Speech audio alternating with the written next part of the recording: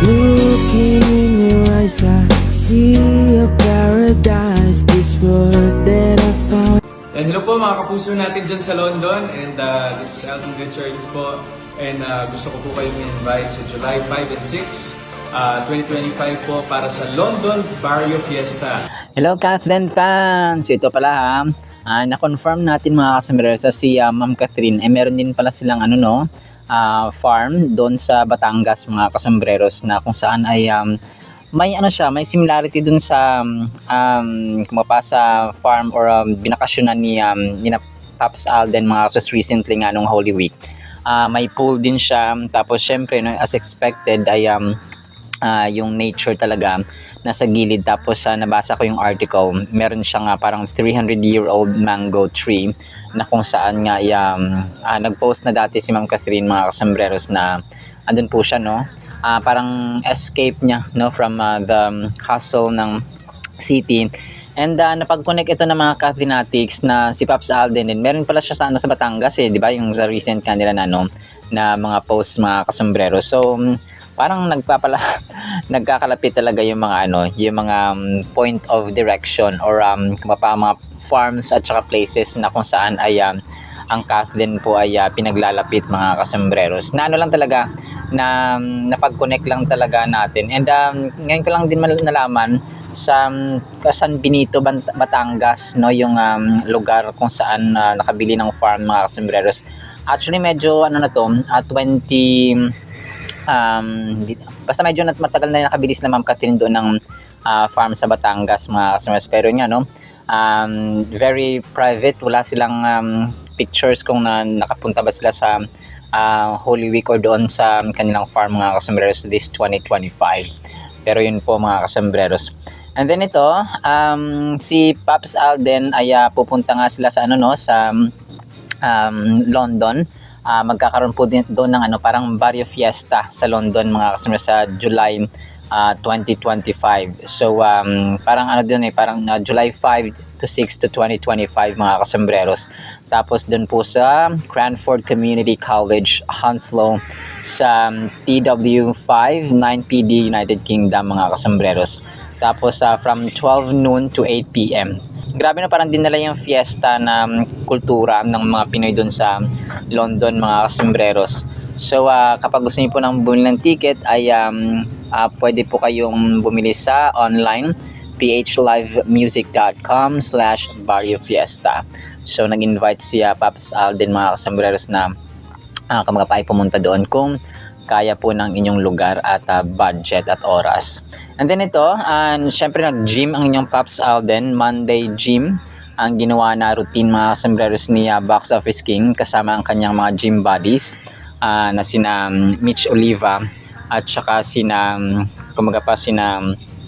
Prince Bernas mga kasambreros.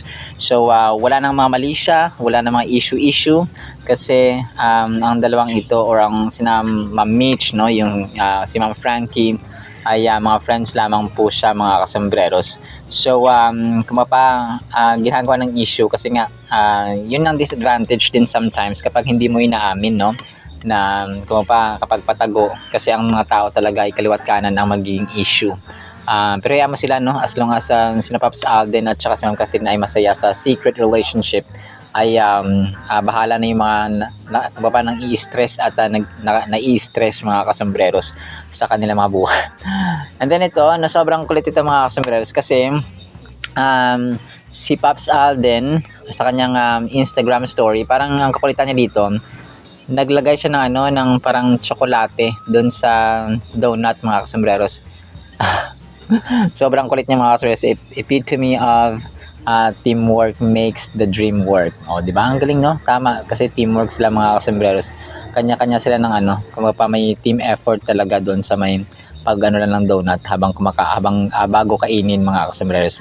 So na-story din ito or na-post din ito ni Ma'am Mitch Oliva sa kanyang Instagram mga kasambreros. And then ito, last item natin, si Ma'am Catherine kagabi ay meron silang contestants na FM lights or FM, parang ganun, FM lights mga kasembreros. And then, sobrang kulit, no? Kung kaya napakagaling ng kanilang performance, lahat napahanga din mga kasembreros at napawaw.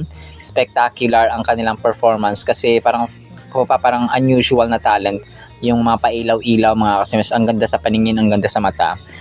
Kung kaya, naging reason din ito na nagkaroon ng third golden buzzer na pinindot nga po ni Sir FMG kagabi mga kasembreros. So, diretso na sila sa finals. And yun nga, no, talagang sila din ay parang may scholarship sila na advocacy or a purpose mga kasembreros, kung kaya worth it na tulungan mga kasembreros. So, yun lang ating item para sa Kath Den for today. Monday mga kasembreros, no? Tomorrow is another day. Hinabol ko lang to kasi sobrang dami, baka matambakan ako. Sana pa pakinggan po natin ang Word of God. At para po sa ating Word of God ay sobrang ganda po nito. Ang title po natin ay Pray for Kalusugan. 3 John chapter 1 verse 2, Beloved, I pray that you may prosper in all things and be in health just as your soul prospers.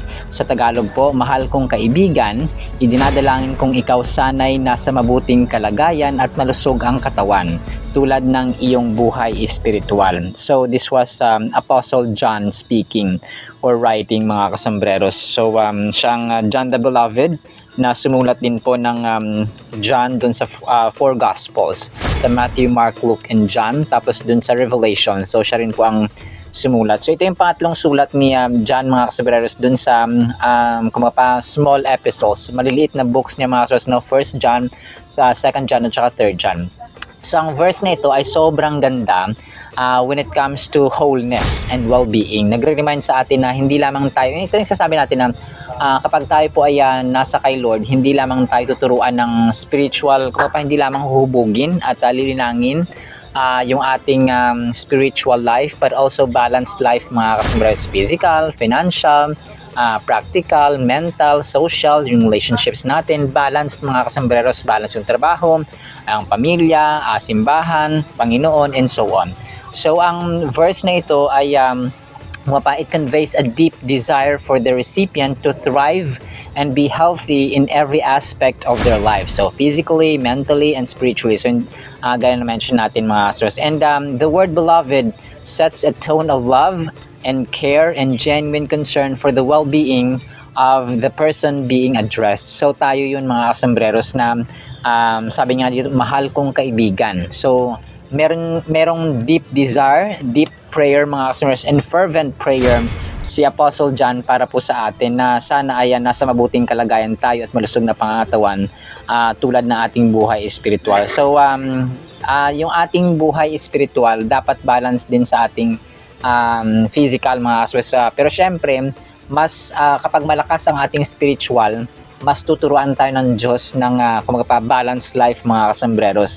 So when the verse mentions being in health just as your soul prospers, it highlights the interconnectedness of our physical health with the well-being of our inner selves. So ganun mga kasembreros, dapat sila connected. Domino effect na kapag hindi okay ang ating spiritual life, yung ating physical health toward spiritual health, vice versa. It suggests that true prosperity is not just about material wealth or physical well-being, but also about inner peace, spiritual growth, and alignment with one's values and beliefs. So balance siya mga kasembreros, and we should always remember na ang tao po ay hindi lamang aspeto ng financial, hindi lamang physical, hindi lamang mental, hindi lamang social, kundi lahat ng mga kasembreros, no? Minsan practical, literal nating buhay mga kasembreros. And according to the verse na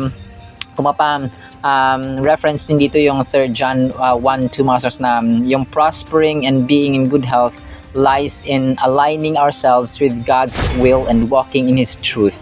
So walking in His truth gives us the wisdom and guidance necessary to make choices that support our well-being and prosperity. So gaya na mention ko parati, na tayo po ay tuturuan ng Diyos if we are aligned. Kapag tayo po ay connected sa vine, connected sa Panginoon mga kasembreros, ay tuturuan niya tayo ng mga bagay na dapat nating gawin, choices na dapat piliin, plano na dapat i-work out or i-materialize, mga steps na dapat hakbangin mga kasambreros. So ganun po siya. And ang ano talaga dito is kapag meron tayong love, kapag si Lord ay nasa gitna, mapupuno ng love ang ating bahay, ang ating buhay, ang ating puso't isipan, ang ating pamilya. No, kapag napuno ng love ang ating loob ng tahanan mga kasambreros, ay nakakaplano tayo ng ng matiwasay, nakakaplano tayo ng may tulungan, may pagtutulungan because love is present.